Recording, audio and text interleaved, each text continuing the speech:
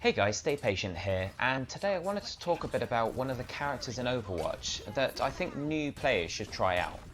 Now, the reason for this video is because with games like Overwatch, there's so many characters, and they have done a good job of marking those characters with different difficulty levels. So if you look at their details, you'll notice that they have between 1 and 3 stars, denoting how difficult that character is to pick up. But there are some characters that are marked as maybe 2 or 3 stars that are actually a little bit easier to pick up if you play them a certain way.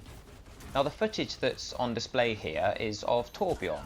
Now, it's not designed to kind of show off what Torbjorn can do or any kind of level of skill in the game. The whole point of this video is coming from the sort of viewpoint of a brand new player to the game. I'm totally new to Overwatch. I haven't played it at all in the lead up to release. I didn't play a single one of the betas, but I'm playing it now for the first time on release day, the day that the full game has come out on disc in retail form, or of course you can get it downloadable as well. But I wanted you guys to see that you don't really want to just stick to the characters that have one difficulty star. Torbjorn, I have personally found to be a really good character to introduce you to the game, because he can be played in such a way that you don't really put yourself in that much danger, but you can inflict a lot of damage and get a lot of kills, and also really contribute well towards your team.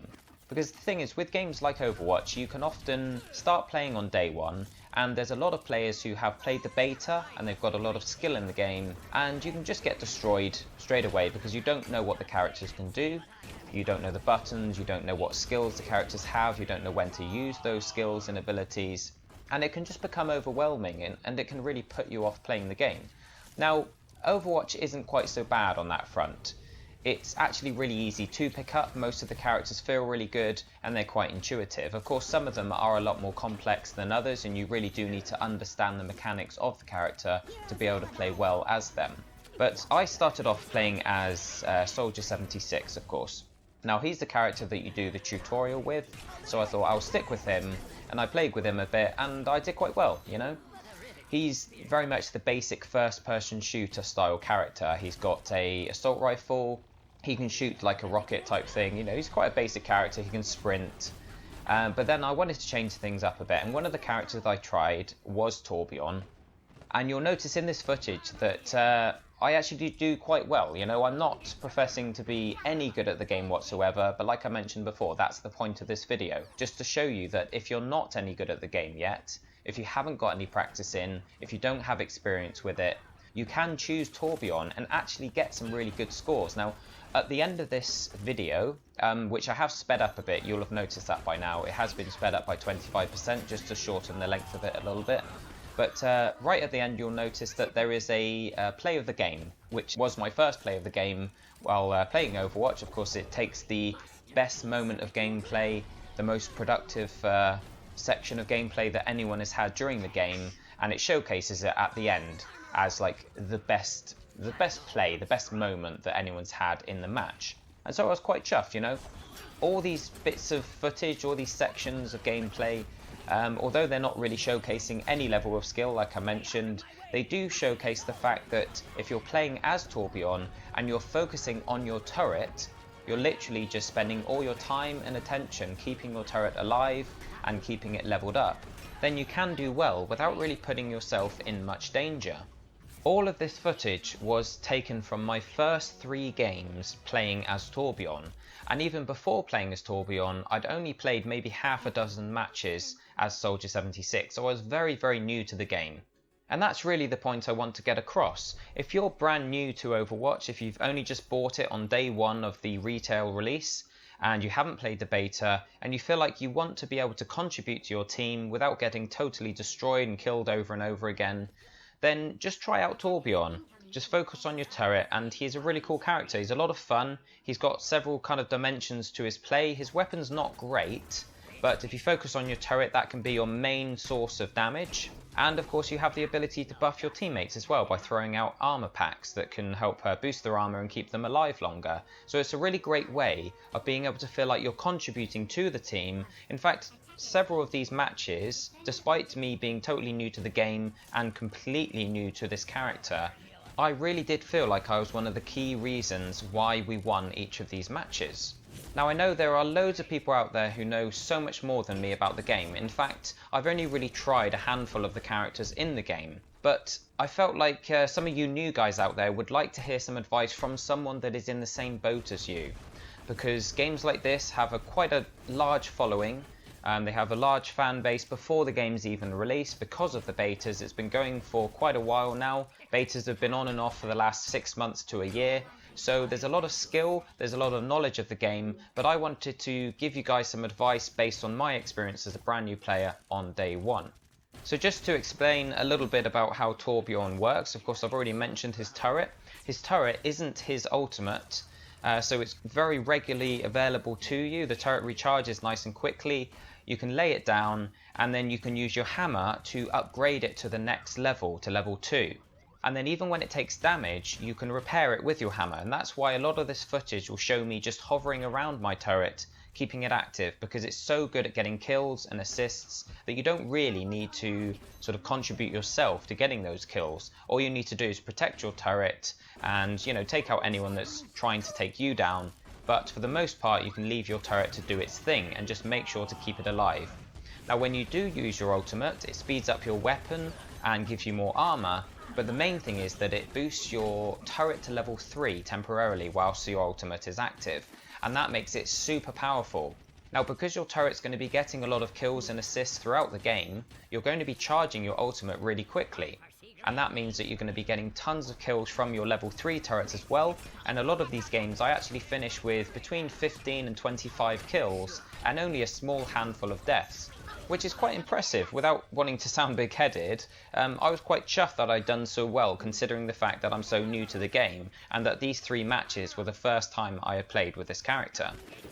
Now the fact that I got on so well with Torbjorn as such a noob just makes me think that there's going to be other characters in the game that I really relate to and that I find a lot easier than I was expecting. I haven't tried them all yet, but it just goes to show as well that the difficulty rating of each character shouldn't put you off. If you're new to the game and you're trying out different characters and you're only going for those ones with 1-star difficulty, then, you know, broaden your mind a bit. Try out some of the others. Just look at their abilities, because some of them are marked up in difficulty because of certain aspects of their style of play, but you might not need to rely on those aspects. So for instance with Torbjorn, I think the reason he is a 2-star difficulty character is probably because of his weapon. His weapon is quite difficult to use. The projectiles that come out are almost like a grenade. It's like some of the other characters kind of lob grenades at the enemies, but Torbjorn's weapon doesn't seem to explode. You have to hit them directly to do much damage. I think there's a small amount of splash damage, but because these projectiles do dip, they have like a dipping arc. They're quite hard to hit enemies with. It does have a secondary fire mode, which is a close quarters sort of shotgun style weapon, but even then you've got other characters that have got much more powerful shotguns at close range. So I think the reason he is sort of marked up to 2 stars in difficulty is because his weapon's difficult to use. But as I mentioned before, you can pretty much rely entirely on your turret and just focus all your time on keeping your turret safe. If you put it in a quite enclosed area so that there's, you know, not a huge amount of line of sight to your turret, it can see out into the main battle arena, but you can sort of stay behind cover and watch it from behind, make sure that no one flanks it and takes it down. And then that means that if any enemies do come in behind, you're going to be close to them because you're in an enclosed space, and it's going to be easier to take them down with your close quarters weapon. But it really does make you feel like you're being more productive playing in this more defensive manner. You can hang back, you can keep yourself alive for longer. It really motivates you and builds your confidence when you see those kill streaks popping up on screen, and it's all because you can play from a safe area. You can stay back away from the main fight because your turret's got quite a long range on it, so you can just stay in cover, make sure you've got your hammer out, keep sort of repairing it if it needs it, and it will really help you feel like you're a worthwhile member of the team during those first few hours when a lot of times it's quite difficult to feel like you're progressing or contributing much. With lots of games, the first few hours you spend, if it's a competitive game of course, you can feel as though you're just being carried or you're dead weight, you're dying a lot, and it's very difficult to push through that wall sometimes. So if you can find a character that helps build your confidence, helps you learn the game modes themselves and the maps, without dying all the time, then that's going to help you break through that initial sort of learning curve wall, as it were. So I hope this is good advice for you guys. I know I'm not really the kind of person that would usually be giving advice on this game, being so new to it, but that's the reason I wanted to give advice to you, anyone that is in the same boat as me, that might be trying to find a character that they can relate to, that they can do well with, and that they can feel productive with during these early stages. Try out Torbjorn, give him a go, but like I mentioned, don't be put off by the difficulty settings, because at first I was sticking with those characters that had 1 star in difficulty. As soon as I tried Torbjorn, who was 2 stars, the game kind of opened up to me, you know, it gave me loads more freedom and confidence, it gave me a greater understanding of how the game works, simply because I was staying alive for longer, and I was seeing more action, I was seeing more characters and the way they interact with each other, because I wasn't dying left, right and centre. So although none of this footage is impressive in any way, I just wanted to show you that Torbjorn is a great starting character. Give him a go and hopefully you'll get on as well as I did. And so I'm going to leave you with the last couple minutes of footage, guys. We do end this video, as I mentioned before, with a play of the game, which is quite cool. We also earn one of the trophies that's related to Torbjorn.